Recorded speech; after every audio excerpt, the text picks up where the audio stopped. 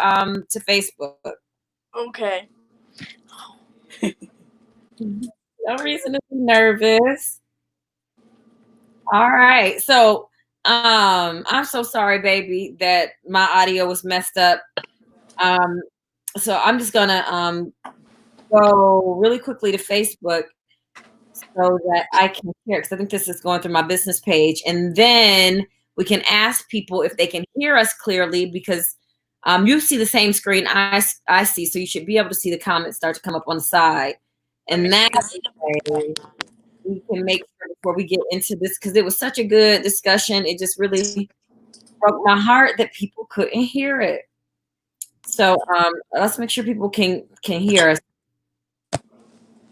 Real quick. It could be like your therapy session. Okay. So I'm just gonna. Hi, Pam. Pam, thank you for being on right now. Let me know if you can hear me and Kaylee. Can you do me that favor? If you can hear us, just send me some hearts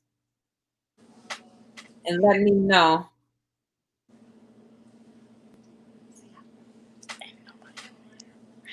How do I? Oh wait. Oh, okay. I get. Okay, so they can hear us good, because we had a nice little conversation, Kaylee, the last time, and nobody could hear me. They could hear you, but they couldn't hear me. So I definitely want people to be able to hear what you have to say, because you have so many wonderful things to say. I'm gonna just introduce you really quickly, and then I'm gonna let you talk a little bit about yourself before we jump back into the topic, because like I said, you were saying some good stuff, girl. We're gonna make sure that people don't miss it. So y'all who are joining, Kaylee is the daughter of my cousin Chris and Christina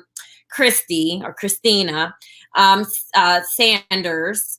And they had a family of five children before they adopted 6 more children.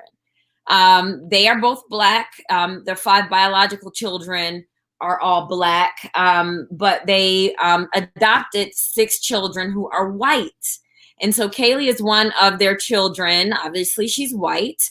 And I had gone live earlier with Adrian just to sort of follow up on the live that I did last week with everything going on, just about sensitivity and being open and listening, and just all of us doing better about leaving an opportunity for people to be understood and for you to understand other people. And it was really based off of an incident that had happened in my neighborhood. And so I was recapping, and I read a letter from my general counsel at work that moved me to tears, really, just to see how, thank you, Ivy, to see how so many people are really rallying behind this issue and really trying to give space to understand why it's not just about George Floyd. While that's extremely important, and his death was tragic, and it definitely ignited something in this nation, but that for Black people and for people who've experienced institutional, systemic, historical, whatever kind of prejudice, racism, however you want to pin it, it really broke open something much bigger than that. And so Adrian and I came on early just to talk about the need to really, really bring the children into the conversation, because they are hurting. They have feelings about everything that's going on. And as adults, it's a natural tendency for us to think about how we're impacted by it, and not to really understand that our children are seeing what's on the news. They're seeing what's on social media. They're hearing what we're talking about. So we wanted to leave space for the children to be able to participate in the conversation. And so my immediate family is having a Zoom session with all of our children on Saturday evening. And I was talking about that. And my little cousin Caylee was watching and said, I want to come onto her live now. I have something to say. And so I missed that. And then I went live later with her, only for the volume, the audio to be messed up, and us not to get a chance to really hear clearly what our conversation was. So I promised Kaylee that we would fix all of that and then come back so that she can pick up where she left off. And, we're just really calling this Let the Children Speak. That's a problem. All of the adults are talking and we're not listening to the kids. So now, Kaylee, I'm going to pass it to you so that you can you just start where you left off with how you feel right now about everything that's going on. My name is Kaylee, and everything that's going on is like, it's hard for me. Like, it's kind of hard to understand because of how my family is, and I'm just like, why can't everybody be like us? Seeing George Floyd's death and other incidents, and not even just his death, a whole bunch more from the past years it's heartbreaking, and it's crazy. And like, I didn't understand how bad it was until I've got adopted with a mixed race family, because the negativity we got was really bad. People would stare at us when we go out, and I would just look at them like, "What are you looking at?" Like, it's okay to see African American and white people together. Like, that should not be a problem. Like, honestly, everything starts from your home. You gotta start. If you don't start from your home, then you can't try to fix what's out until you fix what's in your home. So it's like, the video like disgusts me kind of. The officer, it was like crazy. Like, my honest opinion, he needs to go to jail for life. Like, he does not need to come back out at all. Like, and then the people that shot the guy that was running to the African American, they don't need to come out either. Like, it's like, what if that was like seeing George Floyd's death? What if that would, like, I see that as, what if that was my brother, one of my brothers, out of one of the five? What if that was one of my brothers, and I was recording that video, or if I was standing right there? That would have been like, oh my gosh, like, I would try to go help, but I couldn't because the officers. So it's like, it's crazy. Like, I don't know. Like, people need to see that, in my eyes, everybody's the same. Nobody's different.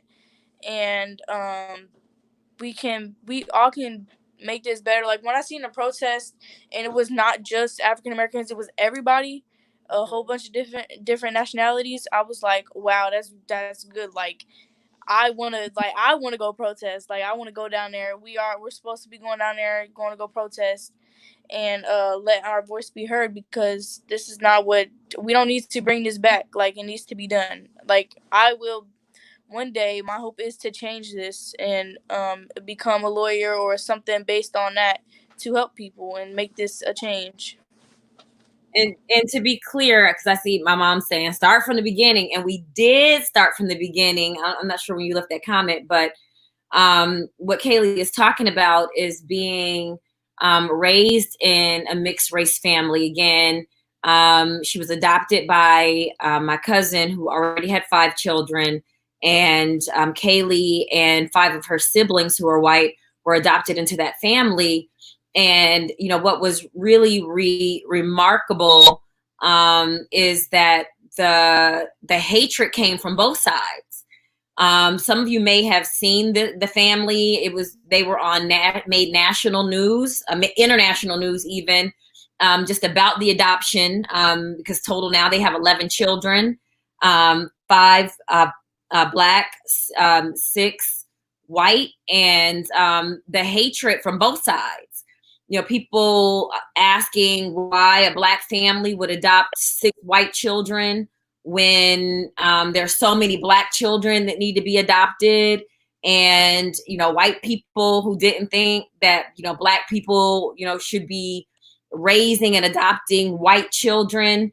I think, what George Floyd, what, they experienced in going through their adoption process, and all of the love that they received, but then, also comparing that with all of the vitriol and hate, what we're seeing is an exposure of really the heart of America, not all of America, not everyone, but certainly that there are issues that must be addressed. We have this baby here who's, telling us from her perspective, how painful it was for her to not only see what she's seen on the TV, but to actually live through it, to see people giving side eye and giving looks when she's out with her mixed race family. And, you know, I think, again, it's a call to action.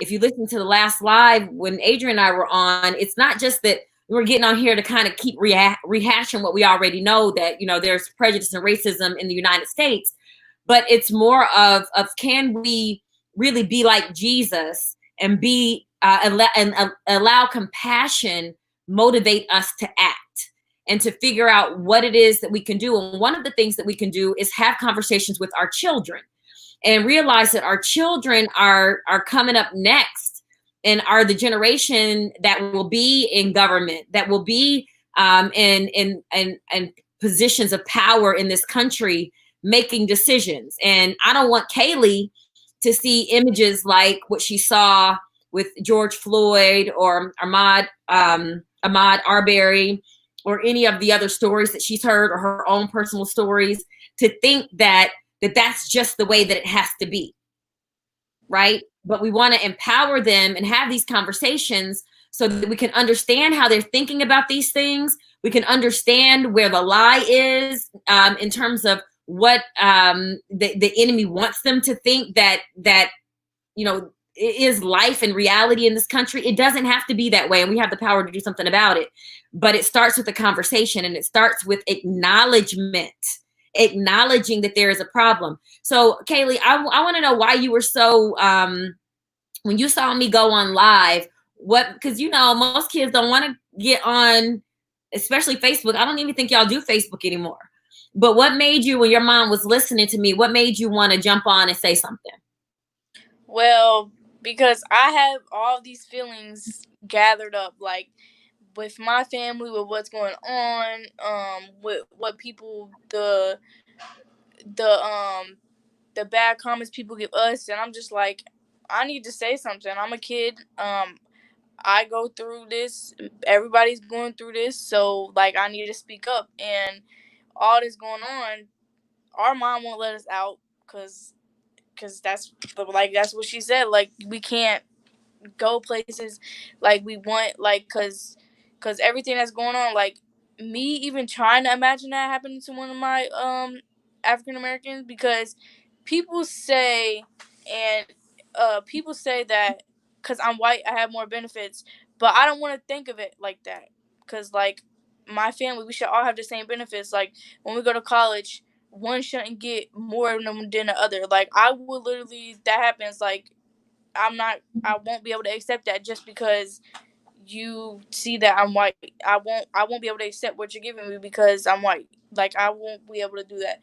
So I was like, I need to hop on. I got a lot of feelings. I have a lot of stuff to say. I talk about this stuff all the time, and like I see everybody the same. Like I say, like we do not need to bring this back and have this craziness going on, because like I don't want to grow up in this. Nobody does. So I feel like I need to say something and let it be heard that I'm listening. I watch the news with my mom and dad every day.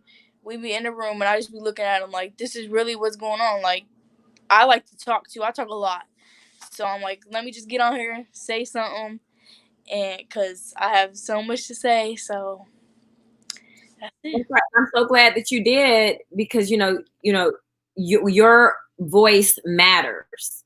You know, even now at a young age, what you have to say and what's on your mind is important. It's not only important to us, but more importantly, it's important to God. In terms of, really being able to go to God and recognize that He has to be the one to heal the hurt and the pain that is, historical in this nation. But, just like you're speaking to me, like you can speak to Him.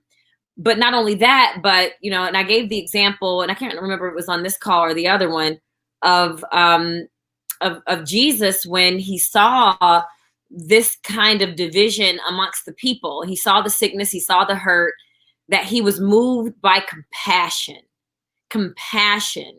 And I think, what you feel when you see it, and when you see the news and you think in your mind, this could be one of my brothers, and how that makes you feel. and how that makes you feel is extremely important to continue to feel that, but not only to feel that, just the emotion of it, but then be moved to action. And so that's what we started to talk about when, the audio went crazy on the last call is, don't feel hopeless. Number one, know that you can always expect good from God. You can have an expectation in the goodness of who he is through faith, that he has the power to make things right in this nation. But in order to do that, it requires us to make different decisions, because we do have the power to make decisions. And so we were talking about some of the stuff that you wanted to do when you grow up and get a little older to be able to make a difference. You want to tell them a little bit about that?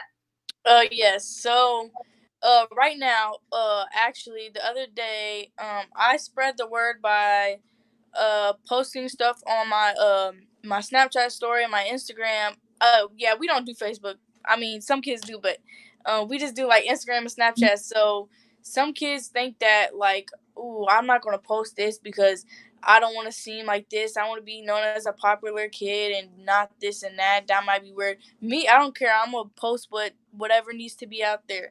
So I posted some stuff about George Floyd, justice and stuff.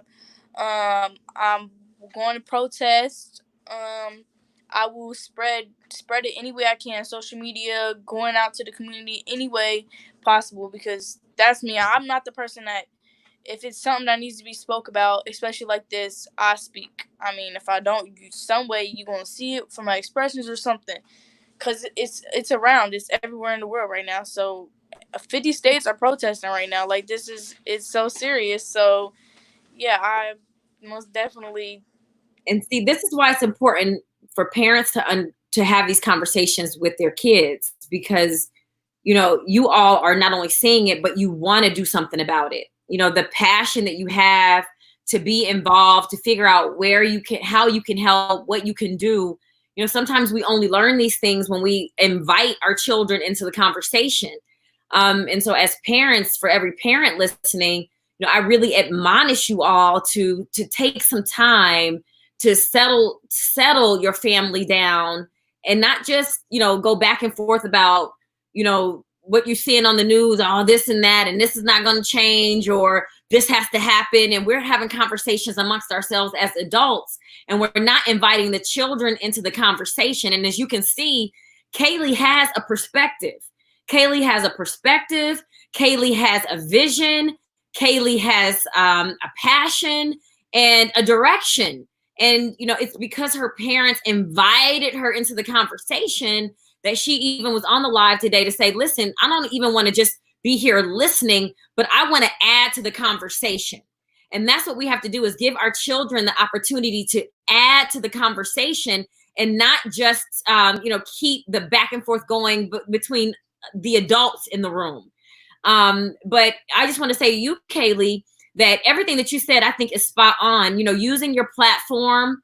First of all, I just want to commend you, because you are so mature.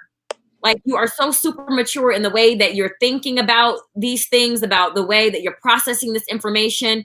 And I'm so happy that even though you have been hurt personally by some of the things that have happened, and for those of you who are coming on late, I'll say it one more time, just for context, Kaylee is my cousin. My cousin, who had 5 children with her husband, adopted 6 additional children who just so happen to be white, because they have big hearts and they love these children. And they have a family with 11 children now, and none are treated any different from the other. And my cousin was watching a live that I did earlier, and her daughter Caylee saw it and wanted to participate in it because she had something to say. And so here we are with Kaylee now, who is, as you can see, is so articulate and so clear about what the problem is. But I'm so proud of you, Kaylee, because you're not angry. You're hurt, you're impassioned, but what I don't hear is hatred. And, that's what I want you to be careful of as you get older, and as you see, different things, that you continue to allow your heart to be open for love, because the Bible says that love covers that love will cover a multitude of sins. And what you've got to recognize, even with the people who stare at you and your family funny when you're out in public because they don't understand, one, honestly, they're probably staring because they're like, what family has this many kids? But also because some are white and some are black. And that's really just not a picture that we're used to seeing in America of a blended family where both parents are black, but the children are mixed. It's just very uncommon. And so you've got to understand that, unfortunately, a lot of people are ignorant. And I mean that in the truest definition of the word ignorant, which is not knowing. They don't know.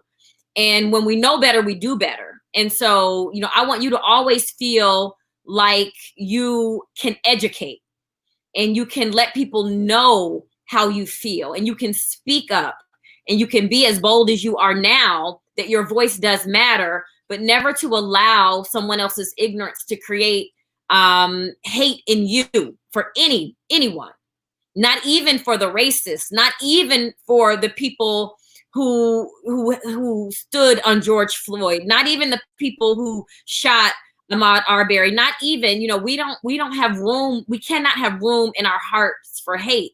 We have to have room in our hearts for reconciliation, for forgiveness, and for change. And that comes through compassion and through action.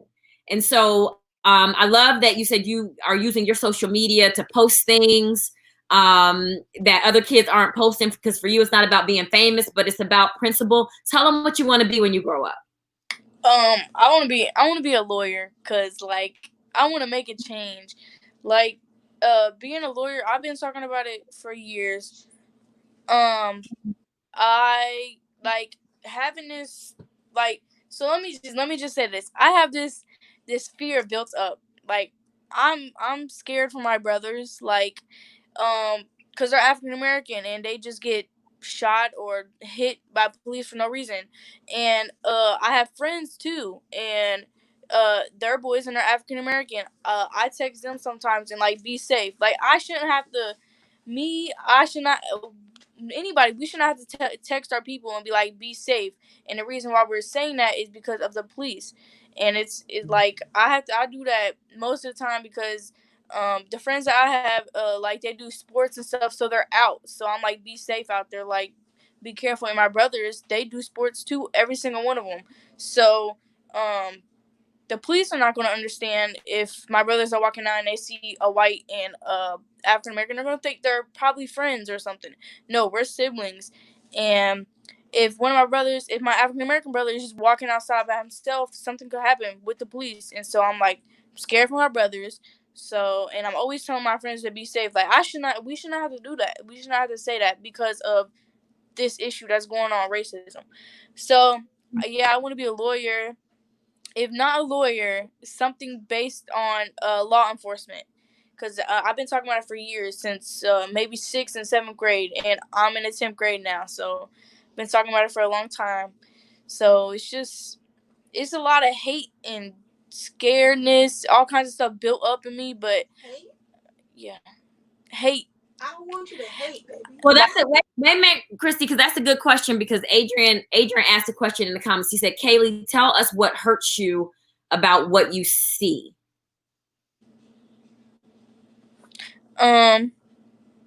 What hurts me is seeing people getting treated differently. Like me being white. I do not care. If you're gonna offer me something because I'm white, I'm not gonna accept it. I'm not gonna take it.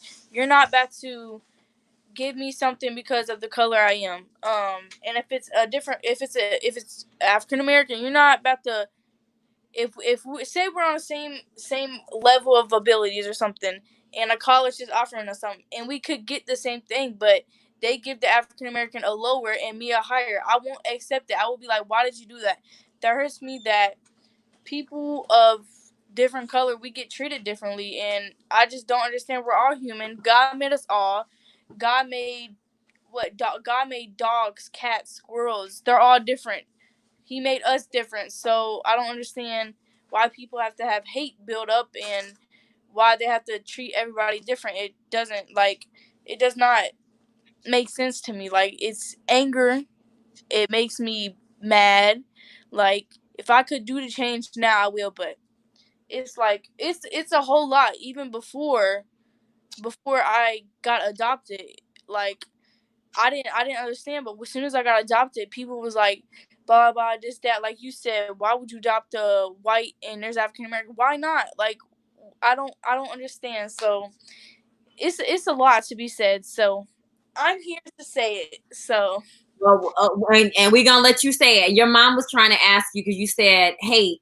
What do you mean by that? When you say you have anger, you have hurt, you have hate. What with the hate? What is that? the hate is, like, I hate that we have to go through this. That uh like, I seen a video of African American. They were doing that. They were following along with everything, and the fact that when African American gets pulled over, they have to like do this or something, like, and then a video of a cop automatically pulling out his gun when he comes to the door. Like, the guy had nothing in his car, nothing. He had no charges, no nothing, and he came out and his gun was out. Like, I hate that they have to go. African Americans have to go through with this. You hate the evil, you hate the wrong, you hate the racism, but you weren't saying that you hate the people, like people. Right, I don't hate the people. I just hate the racism. Like, we cannot bring this back. Like, I don't want us to bring this back. We cannot. If they bring this back, say slavery, for instance, if they bring that back, it's not gonna be right for me. That's not gonna go well for me because I'm not gonna let that happen. Like, that's not, some way, somehow, that's not gonna go by with me. I can't let that. These are, you guys, we're all one. Like, this is not what's about to, no. So, And that's what you can do with your voice, you know. But what I don't want is, I don't want you to feel guilty for being white either, right? You were, like you said, you know, God made us all different, and there is honor in diversity, because, you know, we all have, you know, different, you know, things, creativity, different ideas that we bring to the table, and that's really what makes this world so great, is the diversity. But it's when we start to think that, you know, one difference, it makes one race superior over the other, is where we run into the problem. So I don't want you to feel guilty because you were born white, albeit, you know, you have Black parents and Black siblings. But I also don't want you to feel guilty.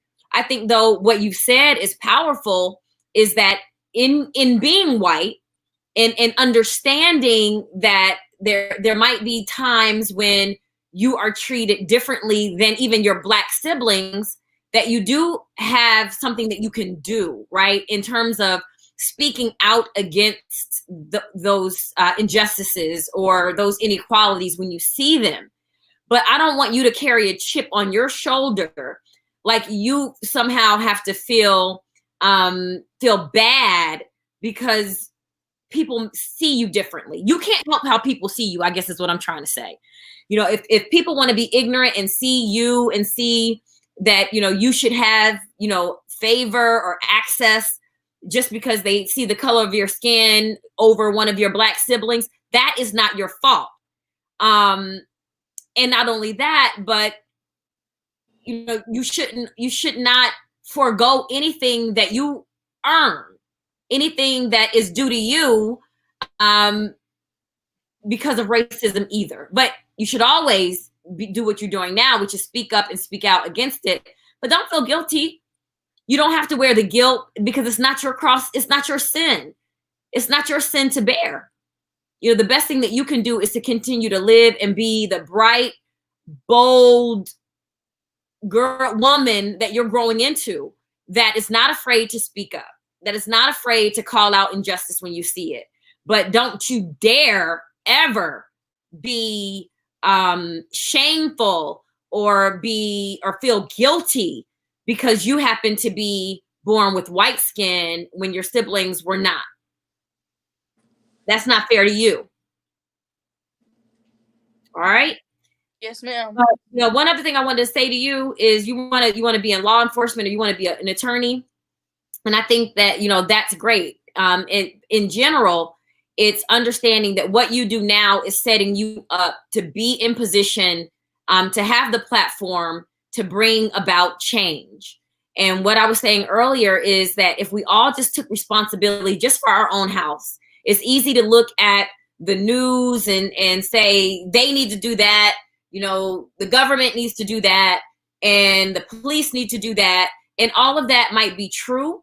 But, what we can control is what's happening under our roof. And I know your mother has it on lock, and you make sure that you continue to do well in school, that you continue to stay focused, so that you can go to college, so that you can get your degree, so that you can work in law enforcement, or you can be an attorney, and you can be in a position so that you can bring about real change.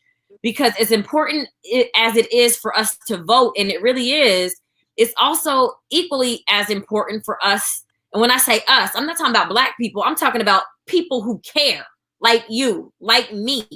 Doesn't matter what color your skin is, but for people who can acknowledge that there is an opportunity to reconcile in this nation. There's an opportunity for healing. There's an opportunity to do better. There's an opportunity to overcome racism, prejudice, bias, and injustice. That we be in the positions of power, that we have a seat at the table, so that we can actually ensure that these changes happen. Because the problem is that where the places where the decisions are being made, people like me and you who care aren't most of the time at those tables for a lot of different reasons. So I want you to stay focused on what you got to do to make sure that you can be in that position to bring change. Yes, ma'am. I will do my best. I will stay on track. I'm not going to let this, stop me from doing what I'm doing. Because, it's not this that made me feel this way. It's this story didn't just make me feel this way. I've been this way. I've been speaking up. I would always have conversations with my mom about this. She would ask me questions like, how do you feel about this or that? And I would just tell her, this is not, sometimes I not worry about what people say, but when it comes to the point of my family and other people that are close to me, that you can't try to,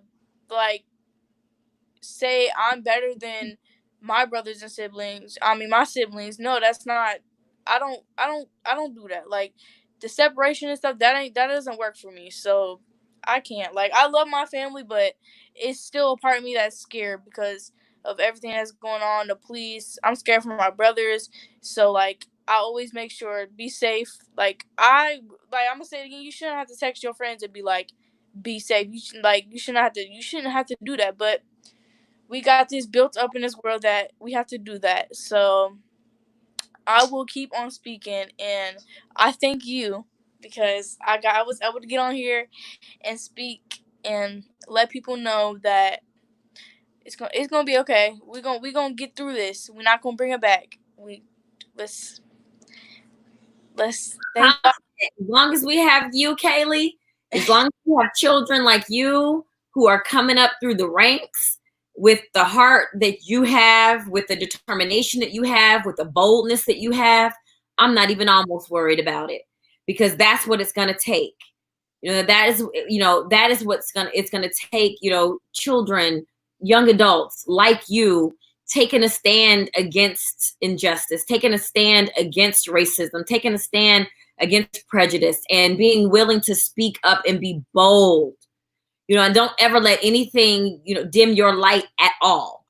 And, I'm just sitting here beaming from ear to ear because it makes me so happy to know that, you, and I know there are plenty of other children like you who have something to say and who have a plan for, what they're going to do to be able to bring change to this country. And that makes me happy, and that gives me hope.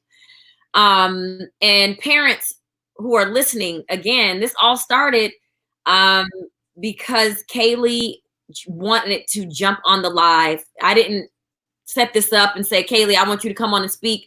Kaylee reached out and said, I have something to say. Let me join the live. And some things happened technically that we had to redo it. And so we came back on a more formal live, but it was Kaylee's doing. And so I'm saying that to say, talk to your children. They have something to say. They have a perspective. They have a thought. They have hurts. They are afraid. They are scared. And as parents, we need to understand that. We need to know about that so that we know how to guide them, how to cover them in prayer, how to encourage them, how to make sure that they don't lose hope, to make sure that they don't get disheartened by what they see, by what they hear, and that they understand that they can be a part of meaningful change in this country. And so, again, we're having a Zoom call with our children on Saturday, where we're gonna very similar to this, where we're gonna just listen to what they have to say, how they feel, and we're gonna talk about, like we did with Kaylee. Okay, well, what are we gonna do about it? You know, Kaylee understands she has to finish school. She has to vote. She has to be in position to run for elected offices where decisions are being made. And I do want to tell this story because I told it on the last one. Apparently nobody could hear. Is that when I was your age, Kaylee, my mother hooked me up with a mentor who was also a lobbyist in Ohio. And for the first time, I went to the state capitol where they make the laws. And I was able to listen in on a process where they were discussing a law, a program, something that had to do with the inner city, with my community. And I looked around. I remember being your age, maybe a little younger. You're in the 10th grade, I don't know, about your age. And I remember looking around, and no one in that room looked like me. No one in that room was from where I was from. No one in that room, as far as I could tell, really understood what the needs were of the community from which I came. And I realized then that every day there is someone making a decision about you. And unless you can make sure that you are in position to be in the room to influence those decisions, there's always going to be disparities, even when people are well-intentioned. Because people who do not know, because they don't have experience, because they haven't lived where we live, they haven't gone through the things that we've gone through. You have a very unique story of adoption, of being adopted into a mixed race family. You know, that's a perspective that not many people will have. And that's also an advantage that you have, and something that you have to bring to the table, so that when conversations are happening about the foster care system and adoption and families and social justice issues, because, you know, of what you see on the news and what you see in your household with having brothers that you worry about and friends that you worry about, you have a perspective. But outside of voting, one of the key ways to make sure that there is representation when these decisions are being made about people in communities like the ones where you live, where I live, is to make sure that we have a seat at the table. A seat at the table. And so what I'm saying to you, Kaylee, is if a door opens up for you and you said, you know, I don't want anybody giving me anything different because I'm white. Right? That's what you said? Yes, ma'am. All right, listen to this. Do you know how many doors are open to me because I'm a Black woman, and I might meet somebody's quota because they have to have a Black woman? But do I not walk through that door because, hey, I don't want to be a part of your quota. I don't want to be a part of, you know, you just selecting me because, and don't get me wrong, I'm completely qualified for everything that I do. But unfortunately, this is the way that society is designed. And if I choose not to walk through a door that may have been opened or may have been, you know, cracked just a little bit more because I happen to be a Black woman and they need a Black woman, they need an educated Black woman, and they open the door for me and I say no because I just want to go straight on merit. I don't want you to give me any favor based on my race or my sex, my gender, and I don't do it. Guess what? I'm locking myself out of the ability to be able to have a seat at the table so that I can change things for the other Black women coming behind me. And so what I'm saying is, if you have an opportunity that might have something to do with the fact that you're a white woman, you know, don't forsake an advantage. Do the right thing with the advantage that you get. So if you do get in the door, if you do get the seat at the table, then you be the game changer. But don't say, I'm not going to take it because I don't want any special treatment because I'm a white woman. It is, listen, you didn't create the rules.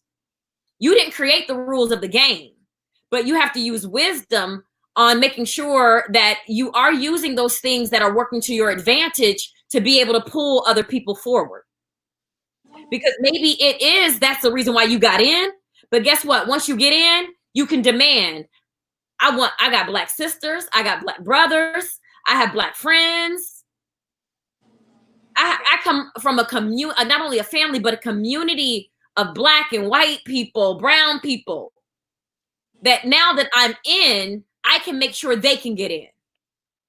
But if none of us go in, if none of us have a seat at the table, then we can't change it. We can't bring people into these places. So, you know, I want you to think about that as well. Again, don't feel guilty. Take every advantage, every opportunity that you get to open the door for someone else. Stand in your truth and make sure you're not willing to sell out or be sold for a position, for money, for status. But you better walk through every door that is open for you so that you can open it for somebody else. Yes, ma'am. Will do. All right. Yes, Anything else, Kaylee? Nope. I'll just stay safe, everybody. And if anybody needs me to talk, I'm open anytime. I'm sitting here in quarantine. Have a bunch to say. So if you need me to speak, I'm here. So be safe. Thank you, guys. We love you, Kaylee. We're so proud of you. And again, you give us hope that children like you are coming up the ranks that are really going to drive change. And you keep going. And I know your mama and your daddy are not going to let you, but you keep going, you keep doing. But let me tell you something. I want to say it one more time before we hang up this phone. You don't turn down any opportunity. You take every advantage. You take every opportunity and you use it to pull somebody else up. Yes, ma'am. Yes, ma'am. All right. I love you so much. Thank you so much for educating us. Thank you. All right. You have a good day, baby. Love you. Love you too. Bye.